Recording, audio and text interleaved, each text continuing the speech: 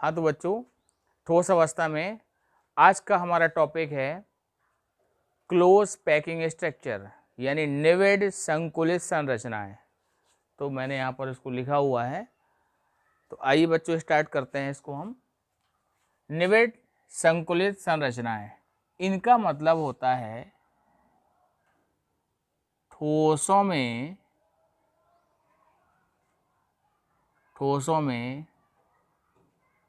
घटक कणों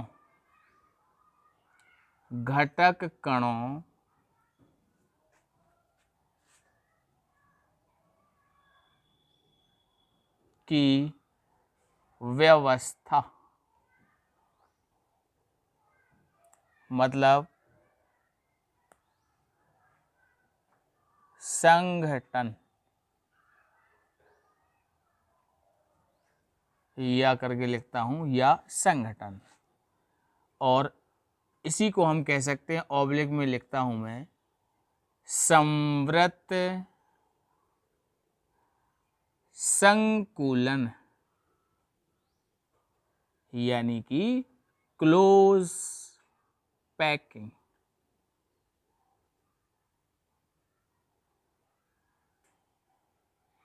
close packing, ठीक।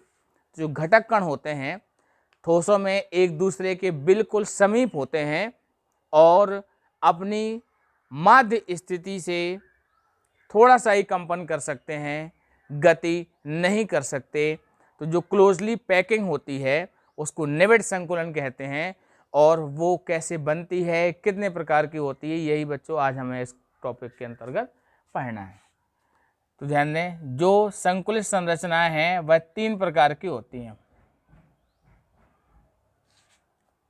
और इनको हम पहले समझते हैं कि कौन कौन से प्रकार की हैं। तो ध्यान दें, नंबर 1 पे हम पढ़ेंगे 1D पैकिंग। 1D पैकिंग, या इसको हम हिंदी में कहेंगे एक विमा में निविड संकुलन। और दूसरा है 2D पैकिंग,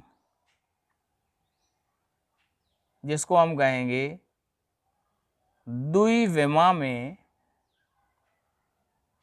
निविड संकुलन।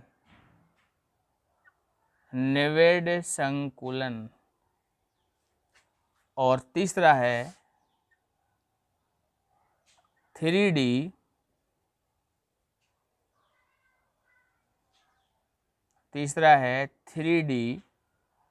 क्लोज पैकिंग, जिसको हम कहेंगे त्रिविमा में निविड संकुलन। तो आप लोग जानते हैं कि जो ठोस की संरचनाएं होती हैं वह त्रिविमा में होती हैं, 3 डायमेंशनल होती हैं। तो इस आधार पर हमको 3D क्लोज पैकिंग ही ठोसों में मिलेगी। तो आप लोगों के लिए सबसे महत्वपूर्ण यही 3D क्लोज पैकिंग होगी। लेकिन ये 3D क्लोज पैकिंग को समझने के लिए पहले हमें इन दोनों को समझना बहुत ज़रूरी है, ठीक है बच्चों। तो अब ध्यान दें जरा, 1D का मतलब है कि इसमें केवल लंबाई हमको मिलेगी। 2D में क्या है, लंबाई और चौड़ाई मिलेगी। और 3D में क्या होगा, लंबाई चौड़ाई के साथ हमको ऊंचाई भी उसमें प्राप्त होगी। कहने का मतलब क्या है कि जो 1D पैकिंग होगी यह केवल x अक्ष में होगी, केवल x अक्ष में। और 2 वाली क्या होगी, x व y अक्ष में होगी। और 3D वाली x, y व z, ये तीनों अक्षों में होगी, तीनों अक्षों में। इसीलिए इसको कहते हैं 3D या 3 डायमेंशनल, ठीक। और इनके बारे में एक बात और समझ लेते हैं कि जब केवल x अक्ष में होगी तो इसको y में भी बना सकते हैं या z में बना सकते हैं, लेकिन यहाँ पर लगेगा या x अक्ष या y अक्ष या z अक्ष, तीनों में से किसी एक पर आपको बनाना है, तो मैंने आपको केवल यहाँ x लिख दिया। इसी प्रकार से ये 2D वाली जो होगी वह कोई भी दो में होगी, XY में हो सकती है, YZ में हो सकती है, ZX में हो सकती है, लेकिन यहाँ पर ज़्यादा कॉमनली यूज़ में हम x के बाद y लिखते हैं तो वो, और वहाँ तो तीनों इन्वॉल्व होते हैं तो उसमें तो ऐसी कोई समस्या है नहीं, किसी को भी उसमें हम हटा नहीं सकते। तो ध्यान दीजिए, सबसे पहले समझ लेते हैं हम 1D पैकिंग। इसमें क्या होगा, घटक कण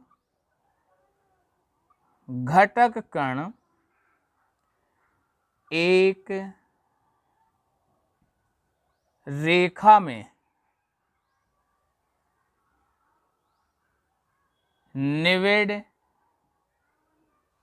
संकुलित होंगे। तो यहाँ Cn बराबर हो जाएगा 2। अब Cn क्या होता है इसको समझ लेते हैं, मैं उस तरफ लिखता हूं, एक घटक कण जितने अन्य कणों के संपर्क स्पर्श यानी कांटेक्ट में रहता है,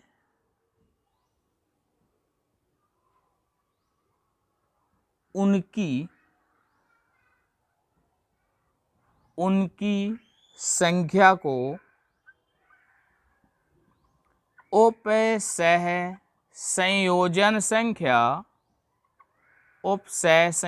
संख्या अंग्रेजी होगी कोऑर्डिनेशन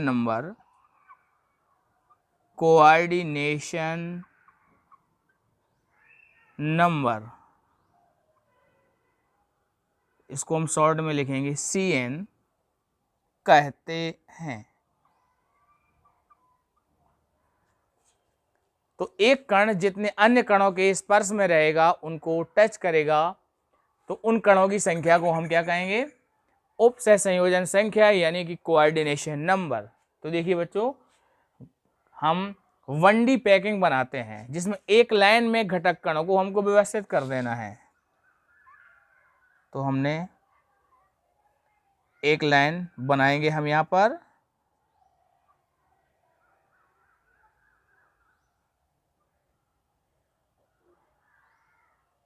देखिए हमने कुछ कण एक रेखा में बना दिए हैं। अब हम यहाँ पर किसी भी कण को देखें, मान लीजिए हम शुरुआत से तीसरे वाले कण को देखते हैं, तो हमने इसको पॉइंट लगा लिया, इसके पहले एक कण है और इसके बाद में भी एक ही कण है, तो इसलिए Cn की वैल्यू हो जाएगी 2। ये हमको कहीं मिलेगा नहीं, ठोसों की जो निविड़ संकुलित संरचनाएं होती हैं उनमें ये प्रकार की पैकिंग हमको नहीं मिलेगी, लेकिन इससे क्या होगा, पैकिंग बनाने का एक आधार हमको मिलेगा। ठीक है बच्चों, तो अभी आपने निविड़ संकुलित संरचनाओं के बारे में थोड़ी सी जानकारी समझी, इसमें आपने 1D पैकिंग को भी समझ लिया। अब इसके बाद हम पढ़ेंगे 2D पैकिंग, और साथ में आपने यहाँ उपसहसंयोजन संख्या भी समझ ली। उपसहसंयोजन संख्या के साथ ही निविड़ संकुलित संरचनाओं में हमें संकुलन दक्षता का भी पता होना चाहिए, तो वो हम पढ़ेंगे किसमें, 3D में, क्योंकि ठोसों की वास्तविक संरचनाएं 3D क्लोज पैकिंग होती हैं। तो इन दोनों में हमको केवल एक चीज़ पढ़नी है, उपसहसंयोजन संख्या, और इस तरफ हमको उपसहसंयोजन संख्या के साथ साथ संकुलन दक्षता को भी दिमाग में रखना है, पढ़ना है। हालांकि संकुलन दक्षता कैसे निकाली जाती है और किसी घनी यूनिट सेल में कितनी होती है, इसको मैं आपको पहले ही पढ़ा चुका हूँ, आपको याद होगा। तो अब बच्चों इसका आप स्क्रीनशॉट ले लीजिए।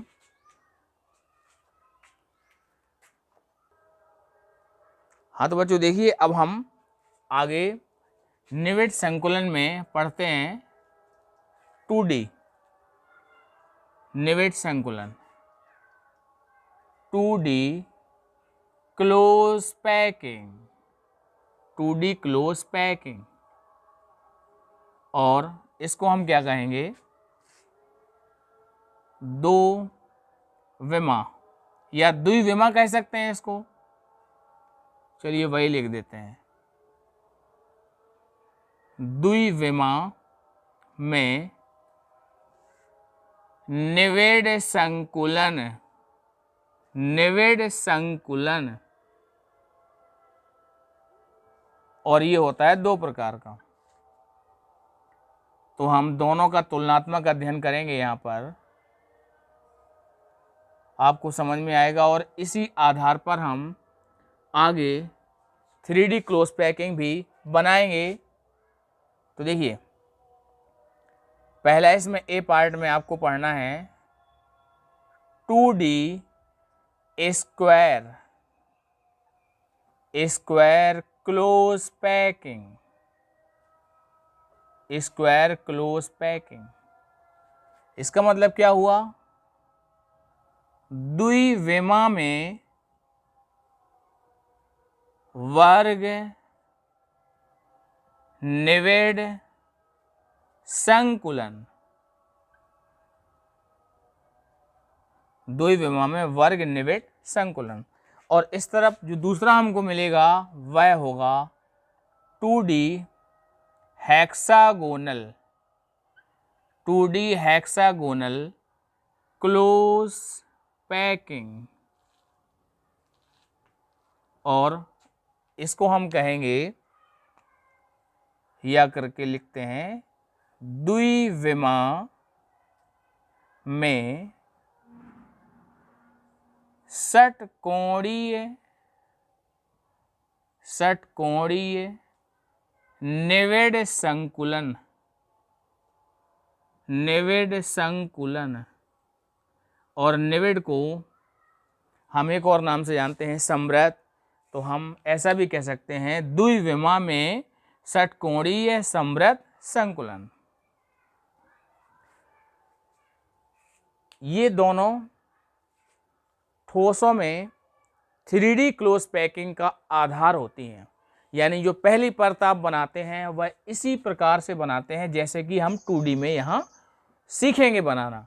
तो ध्यान दीजिए, स्क्वायर क्लोज पैकिंग में क्या होगा, इसको एक और प्रकार से हम याद रखेंगे, ए क्लोज पैकिंग इन 2D। और इस तरफ हेक्सागोनल वाले को भी एक और नाम से जानते हैं, A be close packing in 2D। ठीक, अब देखिए बनाएंगे कैसे हम। स्क्वायर क्लोज पैकिंग में क्या होगा, परत ए के कणों के ठीक नीचे दूसरी परत ए के कण व्यवस्थित। यदि हम परत ए के कणों के ठीक नीचे दूसरी परत ए के कणों को व्यवस्थित कर देंगे तो हमको मिल जाएगी 2D स्क्वायर क्लोज पैकिंग, और इसकी Cn की वैल्यू होगी 4। ठीक, अब देखो बनाते हैं तो और ज़्यादा क्लियर हो जाएगा। यहाँ हम सबसे पहले बनाएंगे परत ए को, जो कि होगी 1D के रूप में रहेगी, 1 डायमेंशनल। ठीक है, देखिए हमने कुछ कणों को बना लिया, 3 और 3 6 और 2 8। तो ये एक लाइन में हमने देखिए क्या बना लिया, 1D पैकिंग बना दी, 1D पैकिंग। अब इसी को ही रिपीट करना है, तो ये हो गई हमारी परत ए।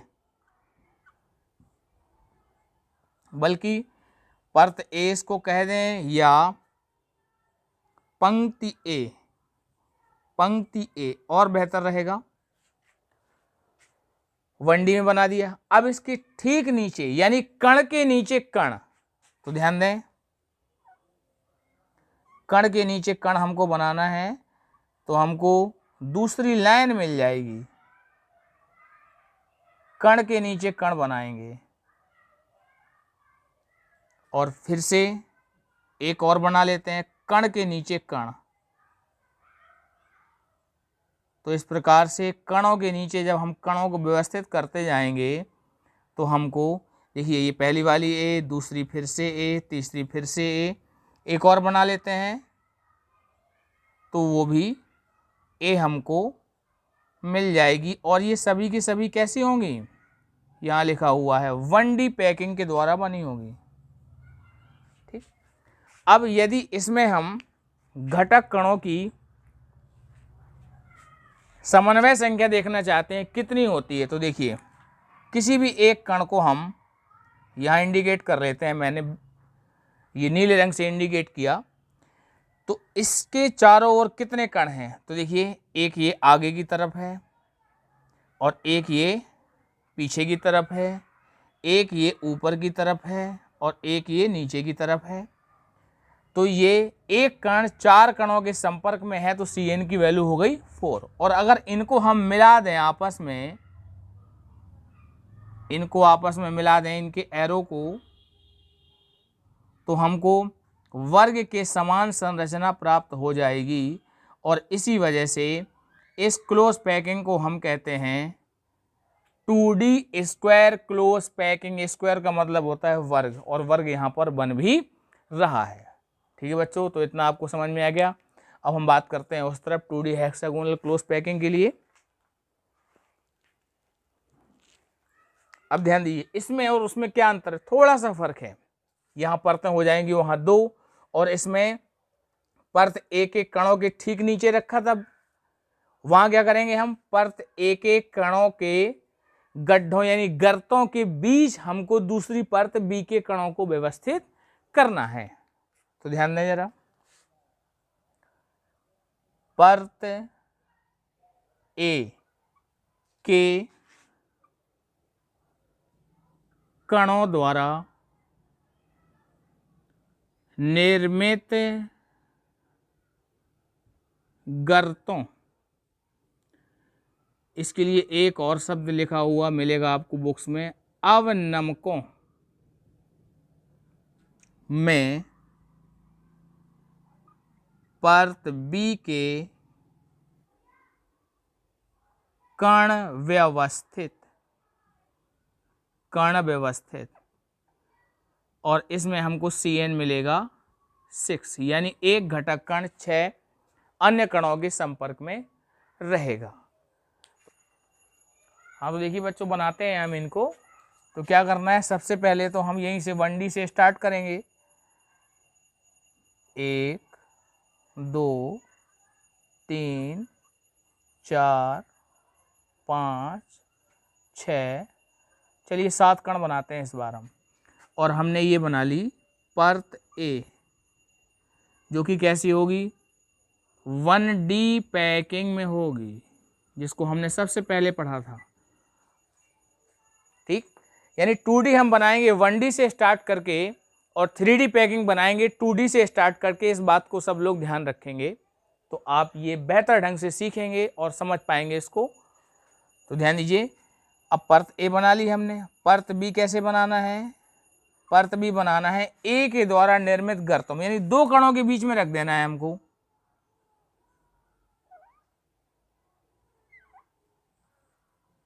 दो कणों के बीच में परत बी के कणों को रख देना है, तो ये परत बी हमको प्राप्त हो जाएगी।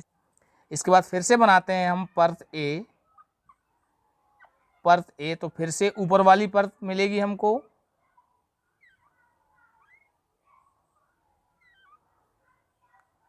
जो कि परत बी के द्वारा निर्मित गर्तों में कणों के समावेशन को दर्शाएगी। देखिए इस प्रकार फिर से हमको परत ए प्राप्त हो गई, और परत बी फिर से बना लेते हैं, एक और परत बी। तो इसमें क्या होगा, फिर से हमको दूसरी वाली पंक्ति प्राप्त होगी, और इस प्रकार से हमें इसमें रिक्त स्थान कम मिलेगा। देखिए इसकी तुलना में यहाँ कणों के बीच रिक्त स्थान ज़्यादा है, इस तरफ कणों के बीच रिक्त स्थान कुछ कम हो गया। तो इन दोनों की अगर तुलना करें तो ये वाली पैकिंग बेहतर मानी जाएगी 2D हेक्सागोनल। हालांकि ठोसों में ये दोनों ही नहीं पाई जाती हैं। ठीक, तो अब हम देखते हैं कि यहाँ पर कितने कण आपस में संपर्क में रहते हैं। तो इसके लिए देखिए ये हमने एक कण ले लिया, जिसको मैंने नीले कलर से पॉइंट किया है। इसके चारों ओर कितने कण हैं, देखिए यहाँ पीछे एक, आगे एक, नीचे की तरफ 2 हैं, ऐसे ही ऊपर की तरफ 2 हैं। तो टोटल अगर हम काउंटिंग करें तो 6 हो जाएंगे। और इन जो एरो हमने बनाए हैं इनको यदि आपस में मिला दें तो आपस में मिला देने पर हमको यहाँ षटकोण जैसी संरचना प्राप्त होगी। तो दोनों बातें क्लियर हो गई आपको।